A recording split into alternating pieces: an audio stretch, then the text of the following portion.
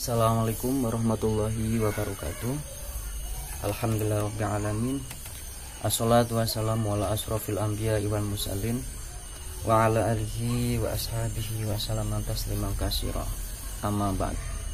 Baik, anak-anak kelas 9, sebelumnya saya ucapkan selamat telah naik kelas ya, dari kelas 8 sampai kelas 9.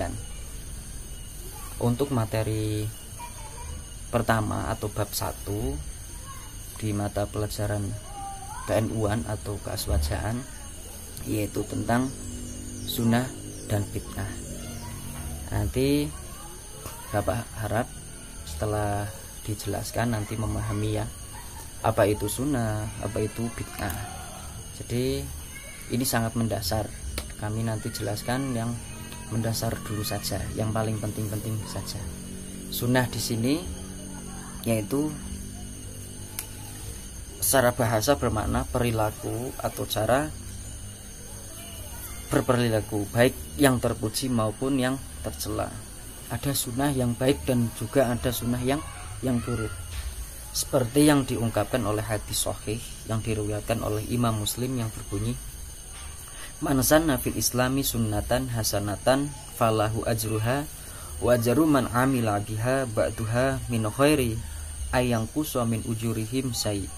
Man sanna fil islami sunnatan sayyatan falahu wizruha wa wizru man amila biha ba'dahu min khairi ayang kusa min auzarihi sayy. Yang artinya begini, barang siapa membiasakan, memulai atau menghidupkan suatu perbuatan baik dalam Islam, dia akan mendapatkan pahala dari perbuatannya itu. Dan pahala dari perbuatan orang yang mengikuti kebiasaan baik itu setelahnya dengan pahala yang sama, tidak lebih kecil dari pahala orang-orang yang mengikuti melakukan perbuatan baik itu. Sementara barang siapa yang membiasakan suatu perbuatan buruk dalam Islam, ia akan mendapatkan dosa atas perbuatannya itu. Dan dosa dari perbuatan orang yang melakukan keburukan yang sama setelahnya dengan dosa yang sama sekali tidak lebih kecil dari dosa yang ditimpakan bagi orang-orang yang mengikuti perbuatan itu. Hadis riwayat Muslim.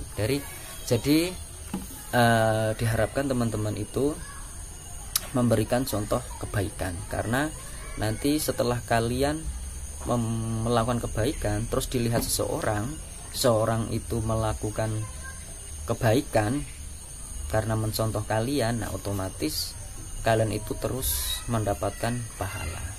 Akan tetapi sebaliknya, kalau kalian mencontohkan suatu keburukan terus ada orang yang melihat kebetulan terus melakukan perbuatan buruk itu, selama orang itu melakukan keburukan, teman-teman nanti akan mendapatkan dosa itu.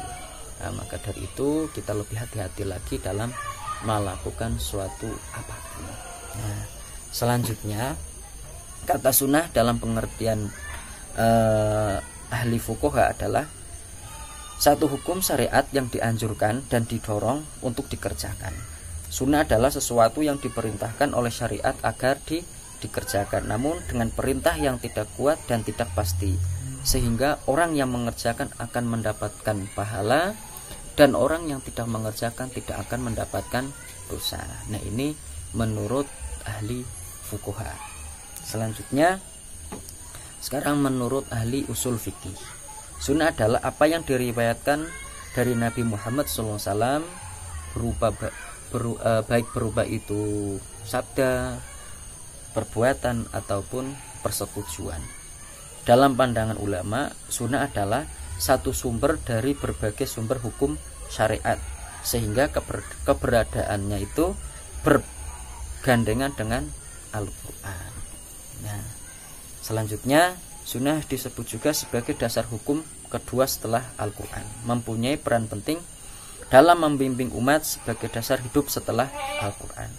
Karena itu Nabi Musa SAW memerintahkan kepada umat manusia untuk senantiasa berpegang kepada sunnah. Nah, jadi di sini dijelaskan bahwa sunnah ini kedudukannya itu setelah Al-Quran, menjadi pegangan umat manusia, khususnya umat agama Islam.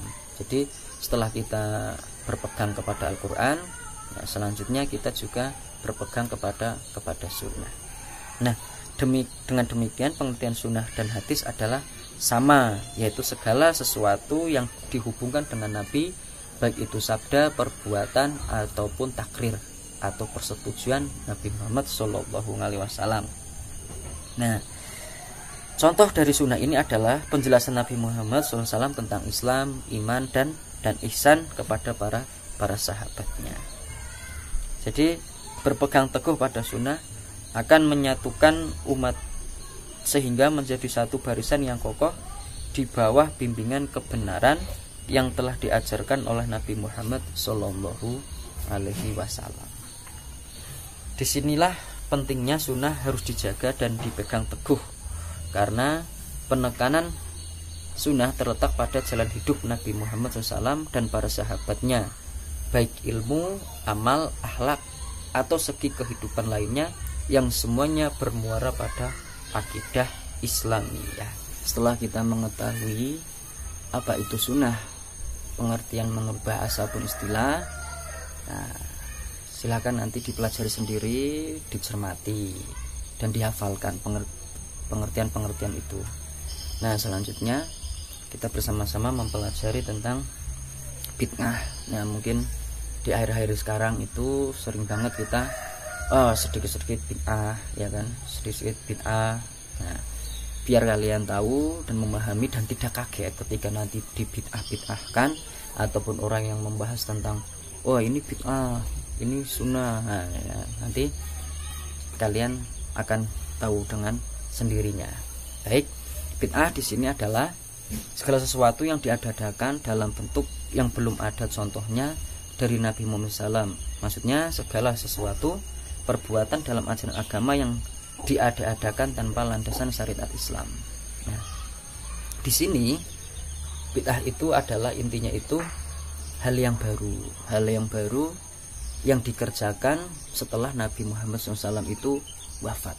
Dan di sini tidak ada landasan hukum syariatnya. Nah, sehingga para ulama itu berbeda pendapat dalam mendefinisikan bid'ah. Di sini para imam kita, yaitu Imam Asy-Syafi'i, mengatakan bahwa bid'ah adalah segala hal baru yang terdapat setelah masa Rasulullah SAW dan Khulafaur Rasyidin. Ibnu Rajab Al-Hambali, yaitu seorang fuqaha pada zamannya Imam Hambali, mendefinisikan bahwa bid'ah itu sebagai sesuatu yang baru yang tidak ada dasar syariatnya. Sedangkan Imam As-Satibi, seorang fuqaha Maliki, menyatakan bahwa yang disebut bid'ah adalah sesuatu tarekat atau metode yang diciptakan menyerupai syariat dalam ajaran agama untuk dikerjakan sebagai ibadah kepada Allah Subhanahu wa Ta'ala. Nah, itu pandangan-pandangan para imam kita. Nah, dari aspek kajian usul fikih, bid'ah diklasifikasikan menjadi dua bagian. Pertama yaitu bid'ah meliputi segala sesuatu yang diada-adakan dalam bidang ibadah saja. Nah, bid'ah dalam pengertian ini adalah segala urusan yang sengaja diada-adakan dalam agama yang dipandang menyamai syariat agama dan cara mengerjakan secara berlebih-lebihan dalam beribadah kepada Allah Subhanahu wa Ta'ala. Nah, ini kadang ada orang yang berlebih-lebihan beribadah kepada Allah, itu kan, padahal di situ sudah ada hukumnya, sudah ada syariatnya, sudah ada rukunnya, sudah ada wajibnya, itu sudah ada batas-batasannya. Nah, yang kedua yaitu bid'ah meliputi segala urusan yang sengaja diada-adakan dalam agama, baik yang berkaitan dengan urusan ibadah maupun yang berkaitan dengan adat istiadat atau kebiasaan kita sehari-hari. Nah, dari pandangan fikih, bid'ah adalah perbuatan yang tercela, yang diada-adakan dan bertentangan dengan Al-Quran, sunnah maupun ijma. Bid'ah ini yang dilarang oleh ajaran Islam, baik yang berupa perkataan maupun perbuatan. Di samping itu, bid'ah juga meliputi segala perbuatan yang diada-adakan setelah wafatnya Rasulullah SAW, yang meliputi perbuatan ibadah ataupun adat. Gitu ya. Oleh karena itu, agar ibadah seseorang diterima oleh Allah Subhanahu wa taala ada dua cara. Gitu. Yang pertama yaitu meniatkan amal perbuatan kita itu semua hanya semata-mata demi Allah, hanya untuk Allah, tidak ada embel-embel karena yang lainnya. Terus yang kedua yaitu amal ibadah kita dilakukan sesuai dengan tuntunan syariat. Pasti sudah mengetahui lah mana yang wajib, mana yang rukun, mana yang sunnah, mana yang membatalkan. Nah, insya Allah setelah kita meniatkan ibadah kita hanya demi Allah dan tidak ada niat yang lain, dan yang selanjutnya kita beribadah itu sesuai tuntunan syariat Islam, insya Allah ibadah kita akan diterima oleh Allah Subhanahu wa taala.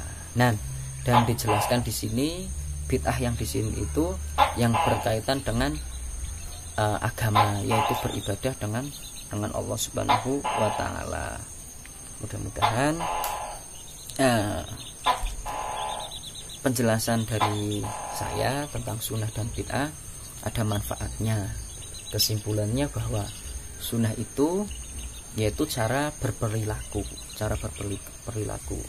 dan sunnah itu kedudukannya itu sama dengan hadis, yaitu sama-sama menyandarkan kepada Nabi Muhammad SAW, baik itu sabda, perbuatan ataupun ketentuannya. Dan intinya sunnah itu adalah bagi siapa saja yang menjalankan akan mendapatkan pahala, dan siapa yang meninggalkan tidak akan mendapatkan dosa. Itu ya. Terus jadi sudah jelas antara bid'ah dan sunnah itu udah jelas perbedaannya. Jadi jangan salah paham, jangan simpang siur, dan jangan salah meletakkan oh ini sunnah, oh ini bid'ah. Ada suatu ketika itu ada suatu cerita bahwa Nabi Muhammad SAW itu setelah melakukan sholat sunnah 2 rakaat sebelum subuh itu, Nabi Muhammad itu tiduran memiring ke kanan. Nah, waktu itu Ibnu Hazm, sahabat Nabi Muhammad SAW itu menyimpulkan bahwa oh ternyata setelah sholat sunnah 2 rakaat sebelum subuh itu sunnah tidur berbaring ke kanan. Nah, padahal Nabi Muhammad itu diceritakan oleh Sayyidatina Aisyah bahwa Nabi Muhammad setelah sholat sunnah 2 rakaat itu berbaring ke kanan karena kecapean, karena semalaman itu Nabi Muhammad beribadah. Nah, intinya sunnah itu yang dilakukan Nabi Muhammad, tapi juga dikasih tahu atau dianjurkan untuk melakukannya. Tidak semua yang dilakukan Nabi Muhammad itu menjadi sunnah. Itu salah satu contoh sunnah ya. Terus bid'ah di sini juga tidak semua yang tidak dilakukan Nabi Muhammad itu bid'ah. Contoh di sini bahwa makan kan zaman sekarang sudah modern ya kan. Sudah ada yang pakai garpu, sudah yang pakai sendok, sudah ada yang pakai pisau.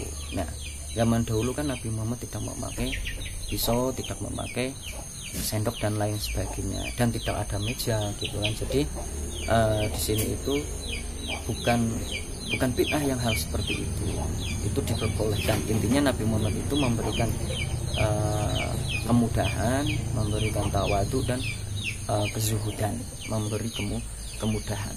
Kalau tata cara makan, contohnya Nabi Muhammad kan menggunakan tangan kanan 3 jari dan mengunyahnya itu 33 kali. Nah, di sini ini tidak begitu ekstrim yang kita bayang. Bid'ah di sini yaitu intinya itu sesuatu hal yang baru yang dikerjakan oleh para sahabat setelah Nabi Muhammad itu wafat.